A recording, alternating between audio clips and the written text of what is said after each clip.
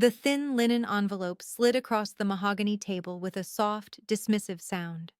It stopped beside my crystal water glass, slightly crooked, like an unwelcome intruder placed on purpose to break the perfect symmetry of the setting. I stared at it, then lifted my eyes to Patricia, Evan's mother. She was smiling, but it was not warmth. It was the kind of smile that felt calculated, like a predator deciding whether you were worth the effort.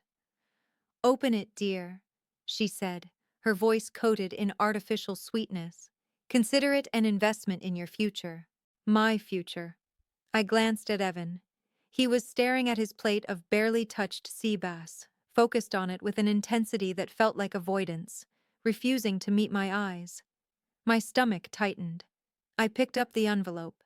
It felt light, almost insulting in how small it was.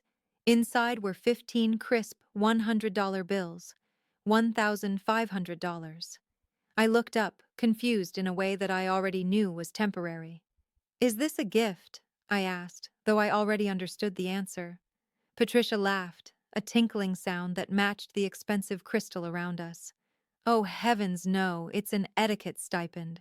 We call it the Grace Improvement Fund." She leaned forward, lowering her voice to a conspiratorial whisper that everyone at the table could hear perfectly. "Evan's tenure review is coming up, and honestly, darling, that rural look of yours, it's charming in a quaint sort of way, but it won't do for the faculty dinner. We need you polished, fixed, before you embarrass him." The silence that followed was absolute. I looked at the money in my hand, then at Evan, waiting for him to speak, to defend me, to say something that would make this less humiliating. But he just kept cutting his fish. The knife scraped against the porcelain in a steady, rhythmic, cowardly cadence, as if he could carve his way out of responsibility by focusing on the plate. Before I tell you what I did with that envelope, drop a comment and let me know where you're watching from and what time it is. I want to see how far this story travels. I did not wear that dress to insult them. I wore it because in my real life, I do not dress for an audience. I dress for the lab. I live in Wicker Park, the gritty, artistic heart of Chicago, where the coffee is strong, the sidewalks are loud, and people are too busy creating things to care about the thread count of your linen or the brand name of your shoes. That was where I met Evan. He was sitting in a corner booth at my regular cafe, grading papers with the intense, furrowed brow seriousness of a man who believes he is the only person in the room thinking deep thoughts. I was wearing a hoodie, frantically typing out what he assumed was a grant rejection appeal on my phone. He saw a frazzled, struggling researcher.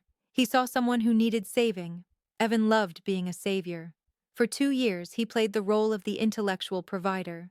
He loved explaining history to me. He loved buying me dinner at mid-range Italian restaurants with the benevolent air of a king feeding a peasant.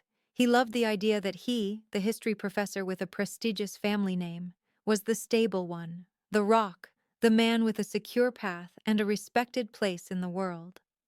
He never asked about the specifics of my work. To him, my biotech research was just cute science experiments, a little hobby that barely paid the rent. What he did not know was that 18 months ago, my startup was acquired by a major pharmaceutical conglomerate. He did not know that what he thought was a grant rejection was actually part of a negotiation for a licensing deal worth millions. He did not know that my monthly dividend check was roughly what he earned in 2 years. I did not tell him, not because I wanted to trick him, but because I needed to protect myself. I call it the armor of invisibility. When you are a young woman in high-stakes tech, money changes the way people look at you. It turns you from a person into an opportunity. People stop listening to your words and start calculating your value. Men stop looking into your eyes and start looking at your net worth. They either become intimidated and disappear, or they become hungry and stay for the wrong reasons. I had been burned before by men who loved my ambition until it started out-earning them. So I put on the armor. I let the world see the messy bun and the worn-out sneakers. I let them see the struggling scientist. It was a filter, a test, and a shield. I wanted to know if someone could love Grace, just Grace, the girl who burns toast, overworks herself, cries at dog commercials, and falls asleep to code running in the background. I wanted to be loved for my soul, not my solvency. I thought Evan was the one. I thought he loved me for my mind, my quiet resilience, and my stubborn work ethic. I did not realize until tonight, sitting under his mother's cold gaze, that he did not love me for who I was. He loved me for who he felt he was when he was with me. He loved feeling superior. He loved the contrast. I was not his partner. I was his charity case. And looking at the $1,500 on that table, I realized that to his family, I was not even that. I was a stain they were trying to bleach out of their perfect picture. Patricia was still smiling, waiting for me to take the money, to say thank you, to be grateful for her insult dressed up as generosity. She thought she was looking at a poor girl who would do anything to belong. She had no idea she was looking at the woman who could buy her entire neighborhood, hire her accountant, renovate her friends' homes, and still have enough left to fund a hospital wing. My armor had worked too well. It had shown me exactly who they were, and now it was time to take it off. The envelope was just the opening act. The main event walked through the door 5 minutes later. Her name was Vanessa. She was Evan's ex-girlfriend, the daughter of a Swiss diplomat. According to Patricia, she had just happened to be in the neighborhood.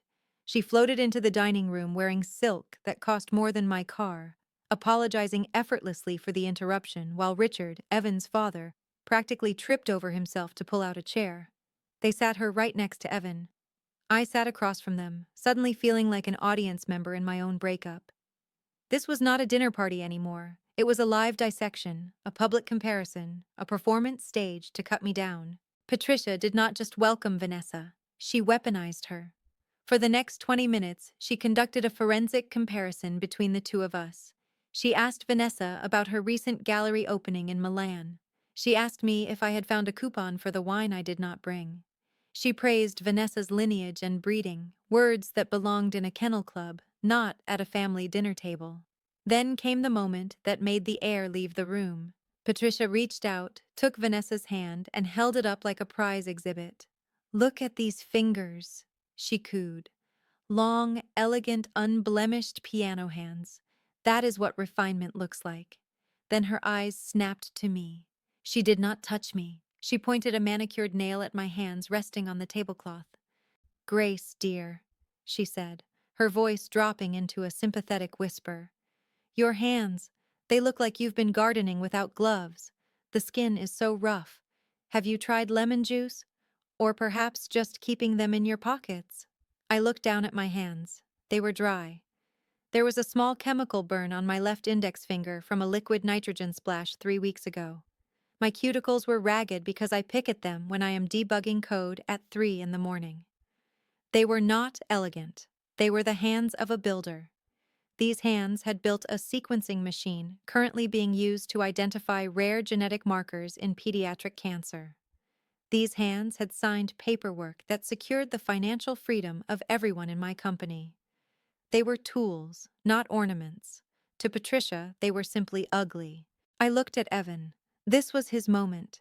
This was when a partner says, "Her hands are fine, mother," or, "She works hard and I love that about her." I waited. I watched him take a sip of the vintage wine that suddenly tasted like vinegar to me. He did not look at my hands. He looked at Vanessa, and he smiled. It was small, nostalgic, the kind of smile you give to a road not taken. In that silence, the temperature in the room seemed to drop 10 degrees. I realized that to Evan, Vanessa was a mirror reflecting the life he thought he deserved. Art galleries, diplomats, ease, polished approval. I was a mirror reflecting the life he feared. Work, struggle, reality, and the possibility that merit mattered more than pedigree. Evan was not just a coward. He was a snob who liked to visit the working class but did not want to live there. The crystal glass in my hand felt heavy, cold, and fragile, just like the illusion of this relationship. The appetizers were cleared, but the taste of inadequacy lingered like something bitter you could not wash away. Richard decided it was his turn to carve, and he did not pick up the carving knife. He picked up my career. "So, Grace," he said, swirling his wine as if he were aerating a fine opinion, "Evan tells us you're still working at that incubator. It must be fun playing with test tubes. I always thought biology was charming, like baking, but with bacteria. The table chuckled. It was polite and practiced, the kind of laugh you learn in places where appearances are currency. Even Evan managed a weak smile, murmuring something about how passionate I was. It's actually genomics, Richard, I said, my voice steady. We focus on CRISPR technology and gene editing for hereditary diseases. Fascinating, Richard said, clearly bored. But is it sustainable? I mean, really, dear, chasing grants must be exhausting. Vanessa here was just telling us about her father's work with the UN. Now that is impact, real-world application, not just cute science experiments. Cute. The word hung in the air like a dead weight. A year ago, that word would have crushed me. I would have tried to explain the complexity of my work, the power of my algorithms, the meaning of what my team built. Tonight, something shifted. I stopped looking at them as giants. I put on my scientist glasses in my mind. I stopped listening to the noise and started studying the data. And the data in that room told a very different story. I looked at Richard, really looked at him. His suit was bespoke, but the fabric at the cuff was fraying slightly. It was not the relaxed wear of the comfortable wealthy. It was the wear of a man who had not bought a new suit in years because he could not justify the expense. I looked at the walls. There were pale rectangular outlines where paintings used to hang. They had been moved, or more likely sold. I looked at Patricia. When the server poured the last of the wine, her eyes did not track the conversation. They tracked the bottle. Her knuckles were white. It was a micro-expression of pure panic. She was not worried about etiquette. She was worried about inventory. She was afraid of running out because she could not afford to buy another bottle like that. In my world, we analyze systems under stress to find their breaking points. And suddenly it clicked. This family was not attacking me because they were strong. They were attacking me because they were terrified. They were asset-rich, but cash-poor. They were living in a museum they could no longer afford to maintain. They were trapped inside a legacy that was eating them alive. My rural look and my struggling scientist persona threatened them, not because I was less than them, but because I was free. I had liquidity. I had a future not tied to a decaying estate. They needed to believe I was small so they could feel big. Their cruelty was not power. It was fear in designer clothes. I took a sip of water. The anger evaporated, replaced by something colder, clinical, almost pity. They were not the judges. They were the defendants, and I was the only one in the room who knew the verdict. It can be exhausting, I said finally, agreeing with Richard just to watch him relax. But sometimes the experiments pay off in ways you don't expect. I turned to Patricia. Speaking of paying off, you mentioned I might need help finding a job. Patricia brightened, sensing a kill. Well, yes. Richard has connections at the museum. They always need receptionists. It's steady work, reliable. It would help you contribute until Evan gets tenure. She smiled, waiting for gratitude, waiting for me to accept crumbs like they were a feast. It was time to show her the whole loaf. I set my fork down. The soft clink against the china sounded like a gavel strike in the silent room. Actually, Patricia, I said, calm and level, without a trace of the apology she expected. I don't think I'll be needing a receptionist job. She raised a sculpted eyebrow. Are you holding out for something better? Beggars can't be choosers, dear. I'm not a beggar, I said, and I've already chosen. I leaned back in my chair, steady and unbothered. My startup wasn't just funded, Richard. It was acquired 18 months ago by Novartis. His glass froze midair. For how much? Enough that my monthly dividend is $85,000. The room went silent. Patricia stared at the $1,500 she had handed me as if it were toy money. Evan sputtered, confused. But you worry about rent. I worry about payroll and burn rate, I said. I live in Wicker Park because I like it, not because I need to. He stared at me as if he was seeing a stranger. Why didn't you tell me? To see if you loved me, I said. or just the idea of being above me. I turned to his parents. Your etiquette stipend was enlightening. Richard tried to recover. He bragged that their foundation had secured a $2 million angel donor who would wire funds in the morning. I know, I said. I'm the donor. I slid my phone across the table. On the screen, it showed the donation details. Donor Grace Miller, amount $2 million. Scheduled. Their faces collapsed as if the floor had opened beneath them.